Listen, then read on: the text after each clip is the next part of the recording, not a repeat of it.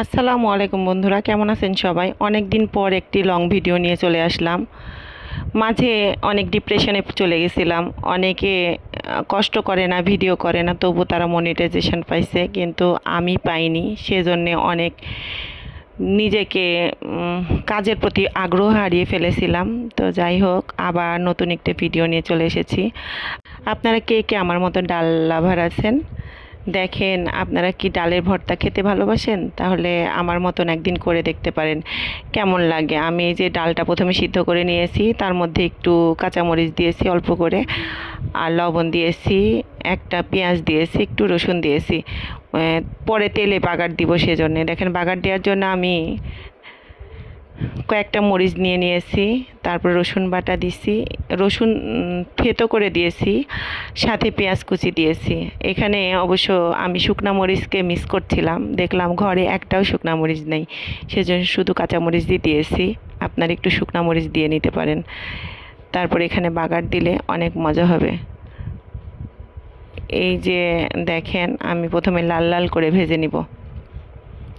এইভাবে ভর্তা করলে ভাত খেতে অনেক মজা লাগে, অন্য কিছু আর দরকারই হবে না, এর সাথে শুধু গরম গরম ভাত দরকার। আর এই ভর্তা, বিশ্বাস করেন ভাই, এত মজা লাগে, আপনারা না খেয়ে থাকলে খেয়ে দেখবেন। এই যে এটার মধ্যে আমি একটু পাঁচফোড়ন দিয়ে বাগার দিয়ে নিলাম, এবার ডালটা দিয়ে দিলাম। এভাবে নাড়তে নাড়তে আমি একদম শুকিয়ে ফেলবো, তাহলে আমার ভর্তা রেডি। আপনারা এইভাবে ভর্তা করে দেখতে পারেন, যখন মুখে কোনো স্বাদ পাবেন না তখন এইভাবে ভর্তা করে খেয়ে দেখবেন।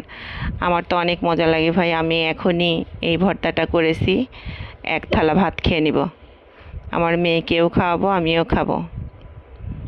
তা আপনারাও এইভাবে ট্রাই করবেন। যে যে এরকম ঝাল খান, এটার মধ্যে সেরকম ঝাল অ্যাড করবেন। আমার একটু হলুদ কম হয়েছে মনে হচ্ছিল, সেজন্য আমি পরবর্তীতে একটু হলুদ অ্যাড করেছি, যেন কালারটা ভালো আসে। দেখেন, প্রায় হয়ে গেছে ভর্তাটা। খুব সহজ রেসিপি, কিন্তু মজাদার। মাছ মাংস সব ফেল, এই ভর্তা পেলে আর কিছুই দরকার নাই। তার সাথে যদি একটু আচার নিয়ে নেন, বা যারা ঘি পছন্দ করেন তারা ঘি নিয়ে নিতে পারেন। আমি অবশ্য ঘি খেতে পারি না, কিন্তু আচার পছন্দ করি। আচার নিয়ে নিলে সেই মজা।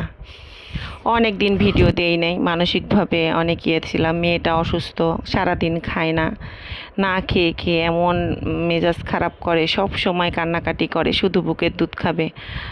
আমার মেজাজ সবসময় খিটখিটে হয়ে থাকে। কিন্তু একটা জিনিস আমি খেয়াল করলাম, আমি যদি ভিডিও নিয়ে ব্যস্ত থাকি, বাচ্চাকে সময় দিয়ে আর ভিডিও নিয়ে ব্যস্ত থাকি, অন্য কিছু মাথার মধ্যে আসে না, তখন একটু মনটা ভালো থাকে।